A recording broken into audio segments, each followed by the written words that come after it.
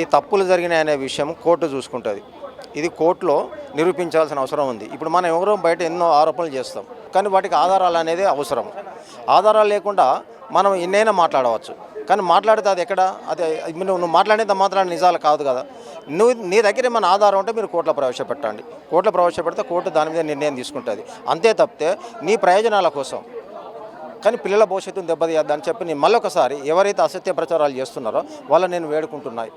గతంలో అదే గవర్నమెంట్లో కొన్నిసార్లు క్యాన్సిల్ అయ్యి మళ్ళీ రీ ఎగ్జామ్ చేసిన వాళ్ళు కూడా ఇప్పుడు అదే ఆరోపణలు చేస్తున్నారు. అదే సార్ నేనేమంటున్నా, ఇప్పుడు మీ గవర్నమెంట్ ఉన్నప్పుడు ఇప్పుడు అది కోర్టు ఏంది అది నమ్మింది, అక్కడ అన్యాయం జరిగిందని నమ్మి ఎగ్జామ్ రద్దు చేసింది.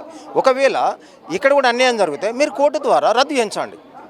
కానీ అసత్య అక్కడ మీరు ఎక్కడ ఏం చేయాలి, మీరు కోర్టుకు ఏదైతే అన్యాయం జరిగిందో, ఎక్కడైతే తప్పు జరిగిందో ఆ తప్పును మీరు కోర్టు ద్వారా మీరు కోర్టులో ప్రవేశపెట్టండి.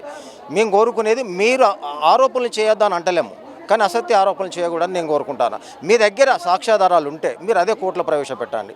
మీరు కోర్టు వారు చెప్తే కోర్టు వారు చూసుకుంటారు కదా, కోర్టు వారిది ఎగ్జామ్ రద్దు చేయాలా ఏం చేయాలి అని చెప్పి వాళ్ళే నిర్ణయం తీసుకుంటారు. కానీ ఈ నిర్ణయాన్ని కోర్టులు తీసుకుంటారు తప్ప మీరు తీసుకోరు కదా.